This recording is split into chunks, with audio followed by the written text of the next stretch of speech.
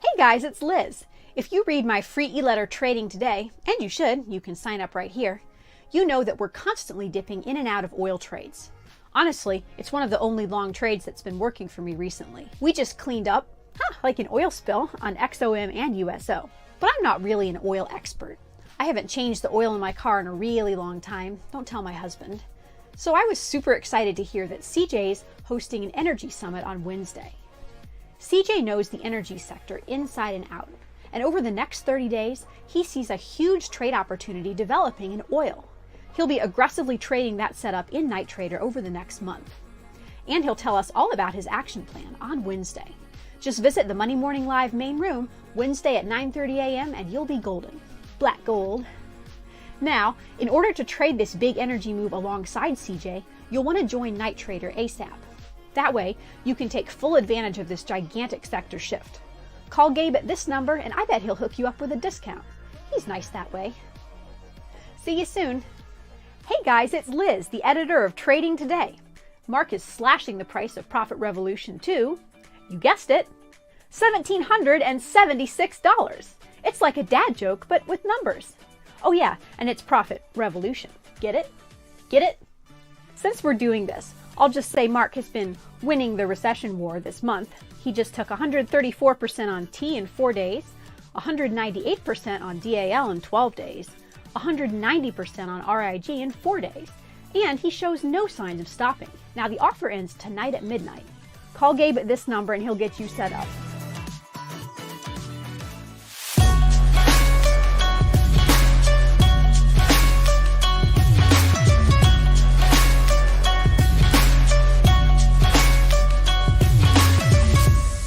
And we are live with Nick Black in 3, 2. Pew. 1, you got a weird count. You go Sometimes real I slow like to mix it up. No, creepy. I mix it up just because I want to. You're like, okay, everyone on 3. 1. Everybody's nervously looking around. 2, canceled. There is no 3. No one is saved. That's it. Also, are you inside of cardboard boxes? Did you get booted out of your house? Did you do something did you burn the hot dogs? What did you do? Is that what you think? Are you in a basement? Where are you? My wife yelled at me, and I got kicked out of my regular studio for a minute. But I'll be back in tomorrow. Don't you worry. Yeah, I'm gonna talk my way back in there. You'll see. She's gonna come around. She's gonna come around. Be fine. We have a great dude. There's a lot going on in the crypto space right now, Nick. There's a ton going on. We have some really good comments today. What are we doing for the show today, Nick? Nice pivot there, nice buddy. Save. Nice Welcome save. to the American Institute of both cryptocurrency investors and Brandon's flailing marriage. Well, fledgling. We'll see. I think he's got the silver tongue. I think he works his way back into the main house. What do you guys think? Anyway, what's the over under on that one? I think we're golden. I'm taking the under. Why don't we do this? We were trying last week. I think we tried to go and hit the questions first to make sure that the questions that were unanswered throughout the week that we get answered. So why don't we start there? Let's look at the questions and then let's go look at the market. Hasn't really anything much changed over the weekend. Bitcoin just for a few minutes went over 20,000 last night. But, again, thin, anemic trading. Listen, we didn't wake up and Bitcoin was 12,000 and Michael Saylor was buying more Bitcoin, because that's what he does when he loses money and he looks like his company is insolvent and he's going to get fired and lit on fire and tarred and feathered. He does a tweet or does an interview and says, I've never been more bullish. Really? You're more bullish than you were at 40,000 when you called the bottom, and then at 30,000 when you called the bottom, and then at 20,000 when you called. If Mike Saylor, if he keeps buying, we're never going to recover. Don't be like Mike. Don't be like Mike. You said you want to start with the questions here. Check this out. So we got really good comments today. The first one from Ruby. Do you think Engine Coin, Axie Infinity, and ZRX will be the ones to buy the metaverse? I just like saying Ruby. Say Ruby. It. No, you said it like Rudy. Ruby. And the crowd goes wild, and Ruby gets tackled and fumbles. Dang it, broken femur. All right. Do I think Engine Coin, Axie Infinity, and ZRX will be the ones to buy for Metaverse? No, I don't think any of those.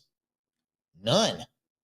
Not that I don't, Ruby, not that I don't like those projects, but I don't like them for that. Engine Coin, it's an NFT play, probably. I don't know. Ugh. I'm back and forth on that one. I don't have a position. That's not true. I have 3 tokens left, but I don't have a meaningful position in Engine. I do have Axie. It's gotten nuked since I got it. I don't even want to look at it. It's down so far. Ugh. The staking is really good, so I guess that's cool. And they are the only one. I think let me distill this basic thought that I have, and that is that you're not going to go from crypto into the video game world. The video game world's well established. Brandon, are there any crypto game that are cool, or is it the other way around, where would it make more sense to you that some existing big franchise, some big title is going to go crypto? That would be the direction, right? It wouldn't be crypto to gaming. Yeah, that's the only. There's no big crypto gaming. The only way is if Supercell takes their games and decides to add crypto into it, or if Blizzard takes their games and decides to add crypto into it. Crypto companies don't know how to make games. Gaming companies have been struggling for years to learn how to make games. And crypto thinks they're going to come in and make a game? No. This is the thing. Gaming companies that have, it's like crypto. They have the best talent in gaming. The designers, the storyline editors, it takes a lot, right? If they wanted to go crypto, they just go crypto. Now, that's the gaming side of it. If you say metaverse, now we're opening it up to a bigger kind of thing. Axie, that's a gaming play. Engine is an NFT/gaming play. These are gaming plays. The metaverse is not just games. Okay? It's AI, right? Artificial intelligence as we approach general intelligence, and AR, VR, and XR. Augmented reality, virtual reality, extended reality. That's what the metaverse is likely to be. Not, some crypto dudes that are like, we can build a game because we got $8 million. No. And they also have nobody using it. The worst online video game does 100x the daily volume of what the very best crypto game does. So Ruby, sadly. Now you may find other reasons to own Engine and other reasons to own Axie and things like that, but not as a metaverse play. You want to play the metaverse? Apple, Google, Meta, Facebook, the old Meta, and probably Matic right now. That's the bucket. That's the metaverse bucket. All right, let's move on. Oh, we have so this is Jeff. Obviously, wants to buy into crypto. That's not just Jeff. Will it go? Yeah, Jeff La Quinta from California. No, it's Jeff La. Quinta is his last name. Okay, Jeff La. JQ. So I shortchanged his name. Jeff La Quinta from California wants to know how low will crypto go before he buys in. Can I tell you something real quick? You're the prophet. When I was growing up, the La Quintas were always, those hotels. Is it La Quinta or La Quinta? La Quinta? Is it La Quinta? It is La Quinta, isn't it? Quinta. I think it's La Quinta. My dad, I said, what does that mean in Spanish? And my dad was like, well, it means next to Denny's. That can't be it. No. I'm like, funny. La next to Quinta Denny's? No. Well, it actually means next to IHOP. Played. That's the real translation. That's the real translation. Okay. So when do we buy into crypto? How low will it go? Well, one, first of all, you don't listen to me to tell you when to buy. You listen to me to tell you why to buy. You have to decide when you've looked at your balance sheet, income, expenses, assets, liabilities, whatever your available cash flow is, a percentage of that would go into your investments. All right. And then some of those investments would be crypto related. And of that crypto related stash, then you would say, okay, I have X amount of dollars to invest in the crypto space, but you're not going to buy all in one day. You're going to spread those investments out over many, many moons, many months, so that you don't basically light your whole stash on fire trying to call the bottom. Don't be Michael. Don't be Michael Saylor. He thinks he knows where the bottom is. Apparently, it's at the bottom of an alcohol bottle because he hasn't found any other bottom yet. Well, you don't want to do that either. You don't want to wait to buy because you don't know when the bottom is. In any market, one person calls technically two, right? A buyer and seller get together and they call the top, and one buyer and one seller get together and call the bottom, and everyone else is guessing. So I use what we affectionately call the November cheat sheet. I look at prices in November. I X out the crummy assets and I see what's quality here. What are some of the quality assets? And those I continually dollar cost average into. Last week I was buying AGIX. I was buying NTX. I was buying, I bought a little bit of Matic. Now, of course, I'm always buying through staking. But as far as what am I loading into, it's assets, infrastructure assets that have sold off disproportionate to their value change. I don't think they are, down 85% or 90% and that they have lost 85 to 95% of their value. So I think there has been a disproportionate amount of selling pain, which makes sense because a lot of people are in deep profit. I'm still in deep profit. So, if I got stuff going on the other side of the balance sheet, I don't have another side of the balance sheet. I have crypto and I have whatever cash is in my account as long as I can pay my bills and get it booted out into crypto.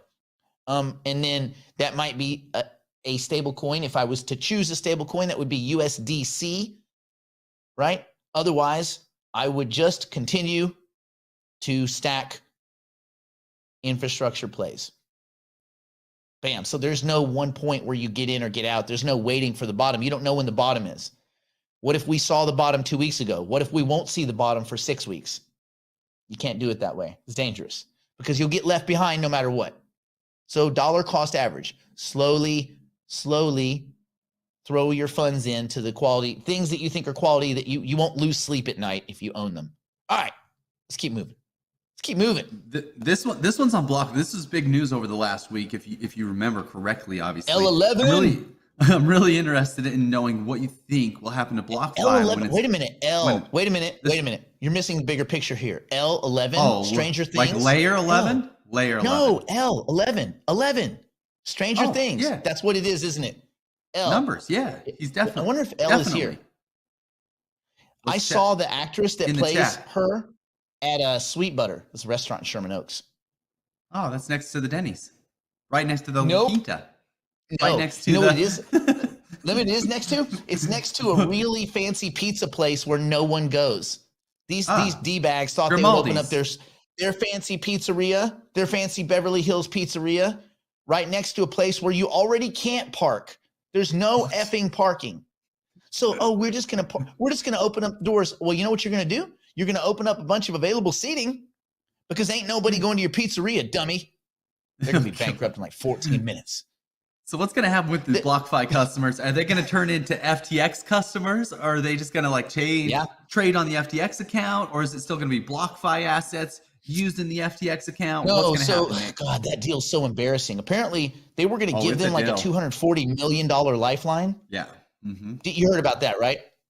Oh, yeah. They gave them that bailout loan, the $240 million bailout loan. They used it all. And then, basically, now it's $25 million bucks. They're buying the whole Now thing. they came to this deal. Well, $25 million. Yeah. Zach said that's not what happened, but it's what happened. He can say whatever he wants to say. He mismanaged his company and got blown up. Celsius, well, that's other story. They didn't only mismanage. They probably did a handful of quasi legal things. They blew up. Three Arrows Capital did stupid stuff, blew up. So any of these assets that get taken onto other balance sheets, they will become the property of FTX. Now these are not, look, you guys know these are not purely FTX deals. These are money coming in from behind the scenes. Bankman Fried Chicken is a puppet for a lot of money. It's probably a fair amount of VC money and maybe some institutional money. And I wouldn't be surprised if we later learn that it's some institutional bank money that's going in to essentially protect cover their six by buying a bunch of competitors Well, you knew years ago that BlockFi was a dud, poorly managed, gambling, rehypothecation, garbage.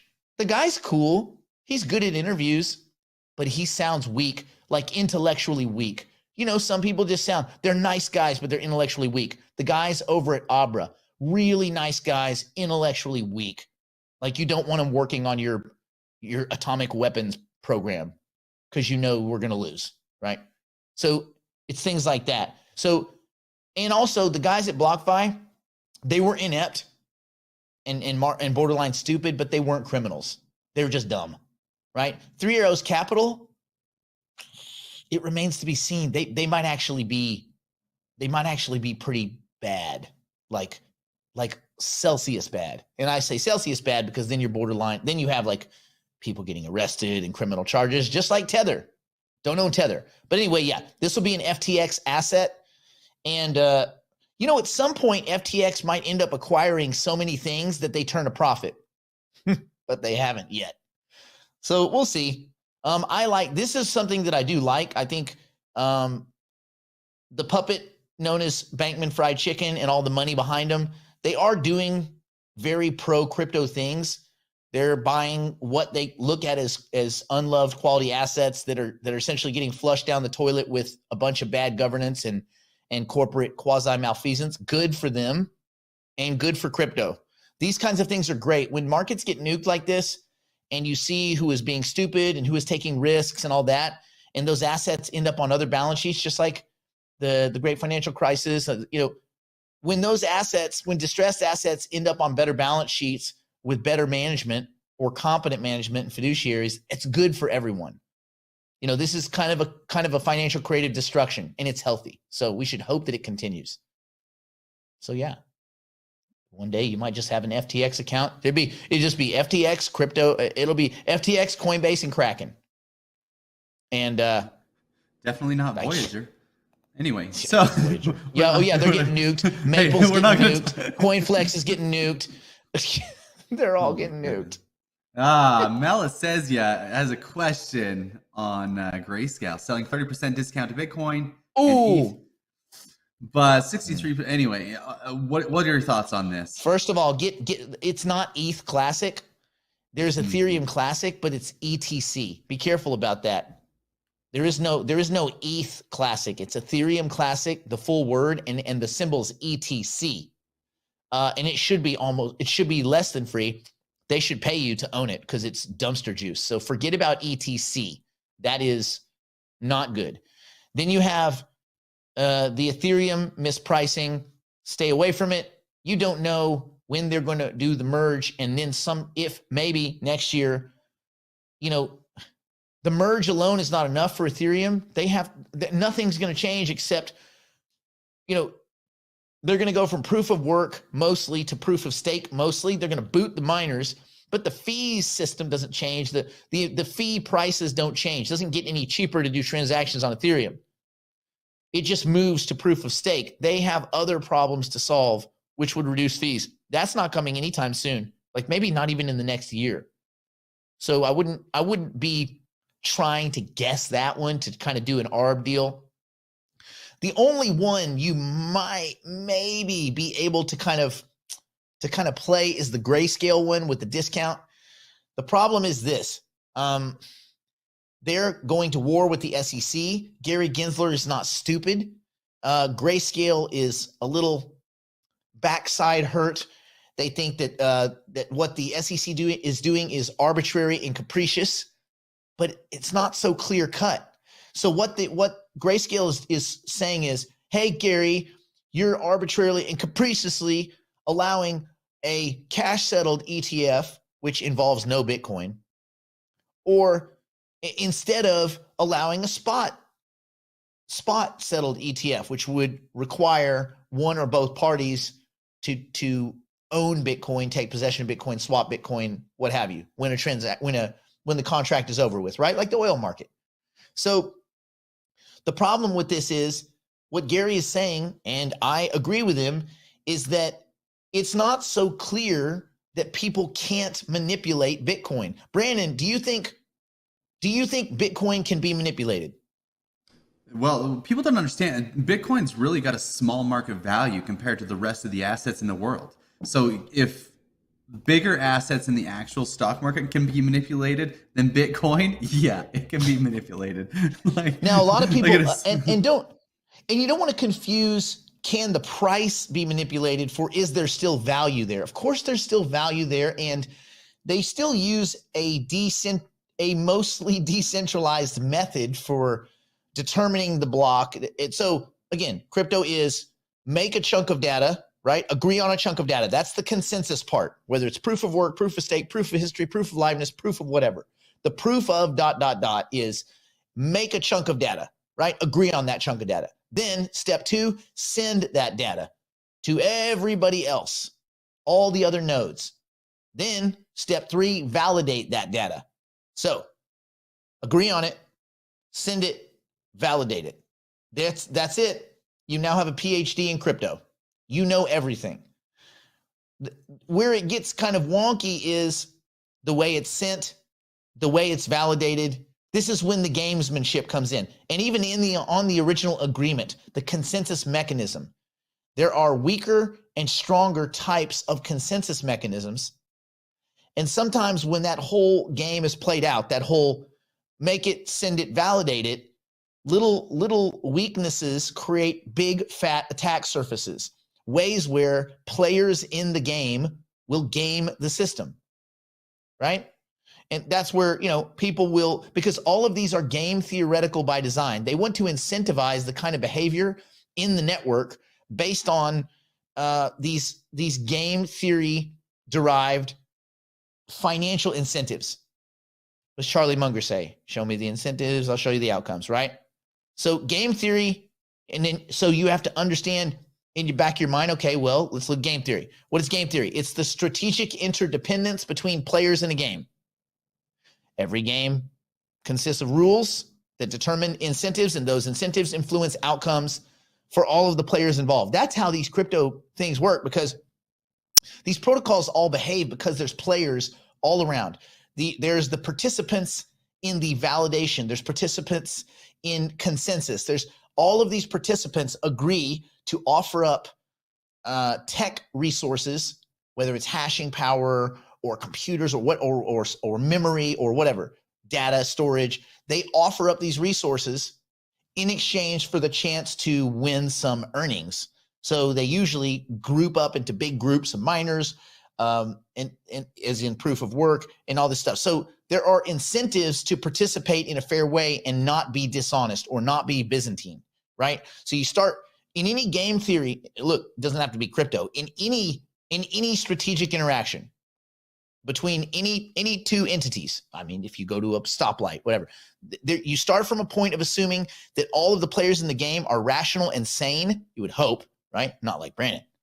And then you have the viewpoint that you make math-based assumptions on the outcomes of each player, and you find the best mutually beneficial scenario where each player can maximize their payoffs while assuming the other players are going to maximize their payoffs. Everybody's trying to do the best for themselves, right? That should make sense. So that should be behind your thinking in all of these, that game theoretical thinking. That's what runs crypto, so that you don't need a central authority, a group of fat, rich, white intermediaries that are sitting on their hands and deciding when transactions are valid, deciding who gets money, who doesn't, when to turn the spigot off, things like that. That's what all of crypto is trying to unseat. Now, crypto doesn't answer every problem, but it does reduce friction all around in different scenarios. And some of those have to do with data. Some of those have to do with value transfer, stuff like that. I think it's important to keep that in the back of your mind, like a context.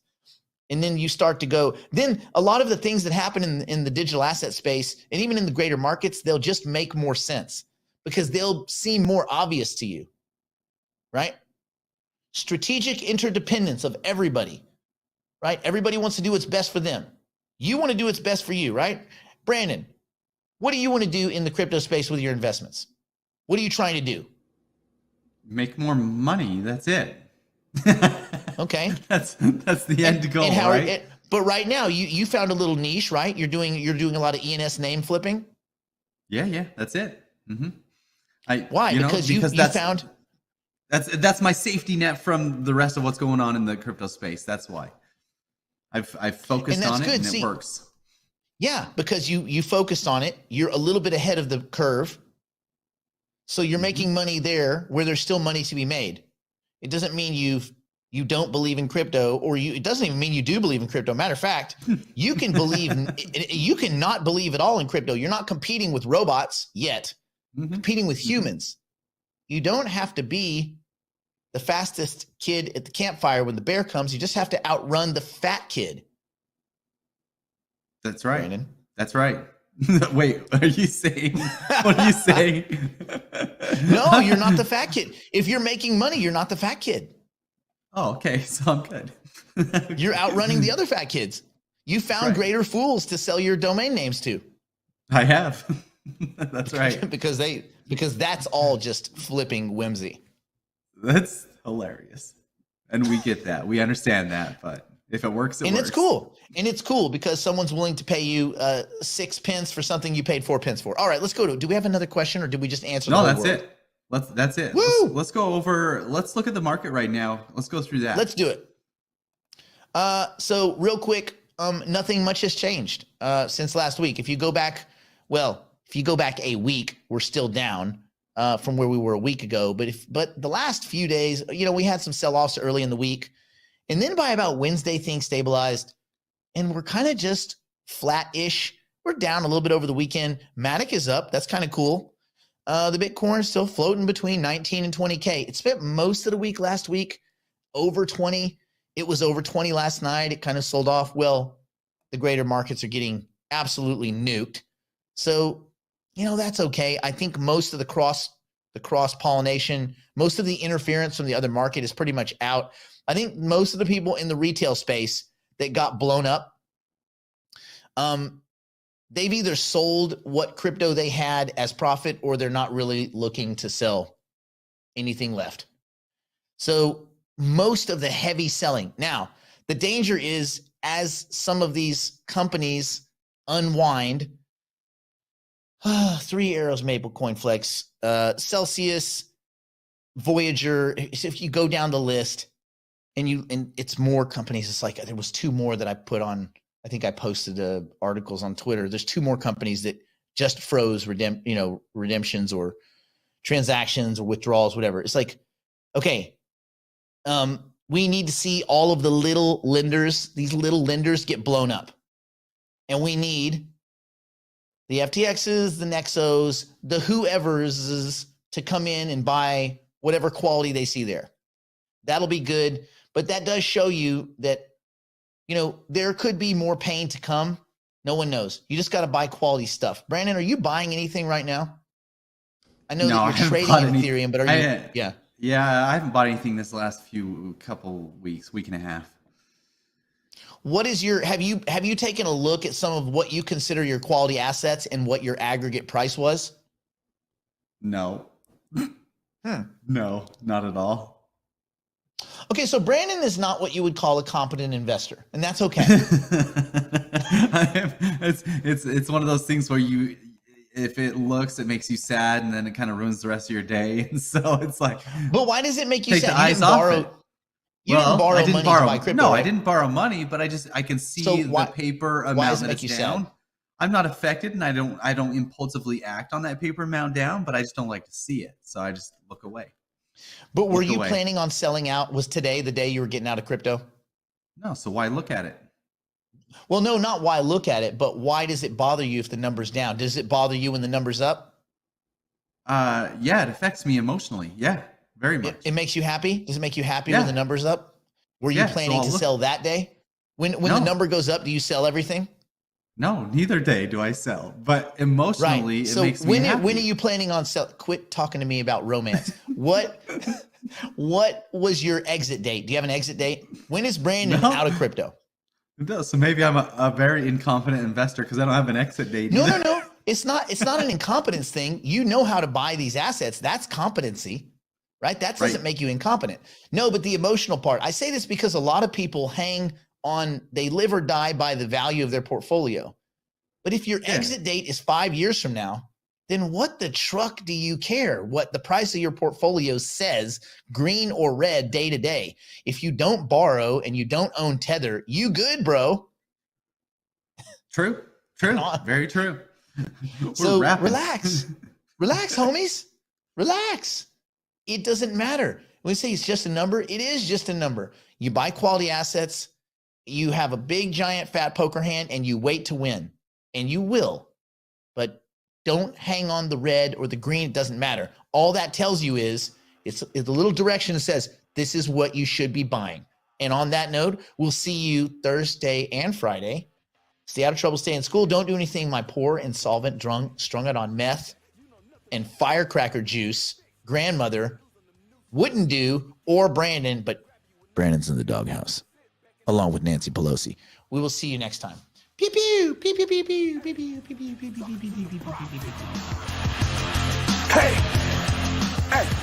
we talking condos and nice clothes and dropping Lambos. I remember them night codes.